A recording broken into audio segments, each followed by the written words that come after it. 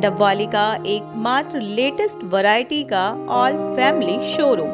हमारे यहाँ बच्चों व लेडीज के स्पेशल हर तरह की फैंसी व लेटेस्ट वैरायटी उपलब्ध है। याद रखें, बेदी फैशन, कॉलोनी रोड, मंडी, डबवाली।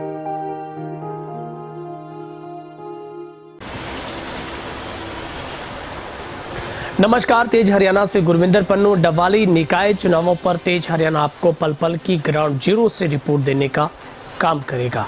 आज हम आपको बताएंगे डबवाली में इस बार के निकाय चुनाव कितने दिलचस्प होने वाले हैं, क्योंकि ऐसा पहली मर्तबा हो रहा है जब शहर की जनता शहर की कमान विकास के तौर पर और अन्य कार्यों के लिए जो सीधे तौर पर चेयरमैन के हाथ में देने वाली है। ऐसे में राजनीतिक गलियारों में भी अब उठापटक का दौर शुरू हो गया है। जैसे ही हरियाणा में 19 जून को वोटिंग और 22 जून को नतीजे निकाय चुनावों के घोषित किए जाएंगे। मंडी डबवाली ट्राई सिटी, जहां पर 21 मई 2016 को चुनाव हुए और 22 जो जून का दिन था, मई के बाद 22 जून 2016 को शपथ ग्रहण समारोह हुआ, जिसमें कांग्रेस समर्थित सुमन जोइया को चेयरमैन चुना गया और वाइस चेयरमैन के तौर पर कृष्ण बॉबी को चुना गया था। जिसके बाद मुश्किल से 3 साल भी सरकार नहीं चल पाई और कांग्रेस के अपनों ने ही अविश्वास प्रस्ताव लाकर दोनों को कुर्सी से हटाने का काम किया। लेकिन अब वर्ष 2022 की बात हो रही है, जिसमें करीब पिछले 3 सालों से डबवाली में प्रशासक के पास तमाम शक्तियां थी और अब फिर से चुनाव का माहौल आया है। पहली बार जो शहरवासी हैं वो सीधे जो नगर परिषद में चेयरमैन का चुनाव करेंगे। 21 वार्डों में जो चुने गए पार्षदों के बहुमत पाने वाले जो वाइस चेयरमैन पार्षद को बनाया जाएगा और जो चेयरमैन है वो सीधा जनता अपने आप चुनेगी। 30 मई से नामांकन शुरू होंगे और 19 जून को वोटिंग, 22 जून को नतीजे आएंगे। 11 जुलाई 2019 को बागी पार्षदों ने अपने कांग्रेस समर्थित चेयरमैन सुमन जोइया और वाइस चेयरमैन कृष्ण बॉबी को अविश्वास प्रस्ताव लाते हुए कुर्सी से उतारने का काम किया था। और पिछले ही प्लान में डबवाली जो नगर पालिका से नगर परिषद बनी थी, 22 मई 2016 को चुनाव हुआ, 21 जून 2016 को शपथ ली गई। अगस्त 2016 में चेयरमैन चुनाव में जब से जो टॉस वाले दिन से ही जो फूट है वो नज़र आ रही थी, जिसके चलते जो कांग्रेस समर्थित चेयरपर्सन सुमन जोइया और वाइस चेयरमैन कृष्ण बॉबी अपना 5 साल का कार्यकाल पूरा भी नहीं कर पाए, जिसमें कांग्रेस के कुछ पार्षदों ने मिलकर अविश्वास प्रस्ताव जो लाकर दोनों को कुर्सी से हटा दिया था। और अब पहली बार जब शहर में सीधे तौर पर डायरेक्ट चुनाव हो रहा है तो राजनीतिक लोगों की कई पूर्व में रहे चेयरमैन, पूर्व में रहे पार्षद, नेता की जो सक्रियता है वो अब बढ़ने लगी है। चुनाव की सूचना से ठीक पहले डबवाली में रेल को झंडी दिखाने के बहाने सांसद सुनीता दुग्गल ने नब्ज टटोलने का काम किया। ठीक 2 दिन पहले दीपेंद्र हुड्डा ने कार्यकर्ता सम्मेलन के नाम पर एक नई जान भरने की कांग्रेस में कोशिश की और आम आदमी पार्टी भी पंजाब में अच्छे डेब्यू के बाद लगातार एक्टिव है।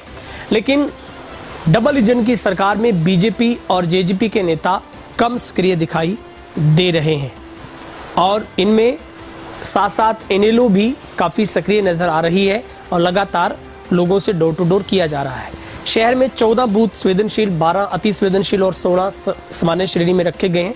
शहर में इस बार 39,260 लगभग मतदाता हैं, वो चेयरमैन के भाग्य का फैसला करेंगे। 21 वार्डों की जनता वोट डालेगी। 20,000 से ज़्यादा पुरुष मतदाता है, 18,000 से ज़्यादा महिलाएं इस बार वोट डालेंगे। शहर के कुल 21 वार्ड, जिनमें से जनरल वार्ड में 8 है, बैकवर्ड क्लास के वार्ड 2 है, रिजर्व है, अनुसूचित जाति के 4 वार्ड भी आरक्षित है, महिलाओं के 1/3 यानी कि कुल 7 वार्ड रिजर्व है, जिनमें अनुसूचित जाति महिला के 2 वार्ड आरक्षित है और डबवाली शहर में कुल 39,260 वोटर हैं। शहर के 21 वार्डों में 8 वार्ड सभी वर्ग के लिए ओपन है, जबकि वार्ड नंबर 3, 11, 12, 14 और 20 ये महिलाओं के लिए आरक्षित हैं। इसके अलावा वार्ड नंबर 4 और वार्ड नंबर 6 अनुसूचित जाति महिला के लिए आरक्षित है। वार्ड नंबर 21 और 16 को पहले से ही बैकवर्ड क्लास के लिए आरक्षित रखा गया है। इसी प्रकार वार्ड नंबर 5, 15, 18, 19 अनुसूचित जाति के लिए आरक्षित है। और शहर में मात्र 3 थर्ड जेंडर वोटर भी हैं। शहर में कुल 42 बूथ हैं। संवेदनशील बूथ 14, जबकि 12 बूथ अति संवेदनशील श्रेणी में हैं। 16 बूथ बहुत सामान्य स्थिति में रखे गए हैं और प्रत्येक बूथ पर 2 ईवीएम मशीन लगाई जाएगी। 6 रिजर्व ईवीएम सहित कुल 90 ईवीएम की चुनाव में जरूरत होगी। और आज दिवाली में नगर परिषद ईओ सुरेंद्र कुमार ने जो एआरओ कम एसडीएम डवाली से राजेश पूनिया के नेतृत्व में बैठक बुलाई गई है, जिसमें तमाम जो नामांकन के जो अनुमति स्थल है वो तय किए जाएंगे। तो ऐसे में डवाली के इस चुनाव में बहुत महत्वपूर्ण है, सीधे तौर पर राजनीतिक पार्टियों को अपनी ताकत झोंकनी पड़ेगी, क्योंकि इसमें डायरेक्ट चेयरमैन पद का चुनाव होने जा रहा है।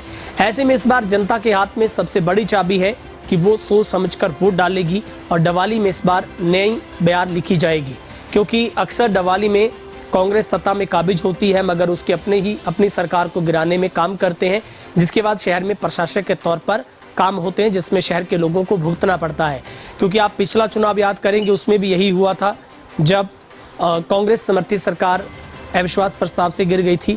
और पिछले इसी लास्ट प्लान की बात करें तो सुमन जोया और बॉबी को कुर्सी से नीचे उतारने का काम भी कांग्रेसियों ने किया था। हालांकि बाद में जो आरोप है वो बीजेपी पर लगाए गए थे। फिलहाल 12 कांग्रेस के पार्षद, 7 आईएनएलडी के और 2 जिसमें बीजेपी के थे, और जिसमें कुछ बाद में ऐसे 3 जो पार्षद है जिन्होंने बीजेपी को सदस्यता अपनी दी थी।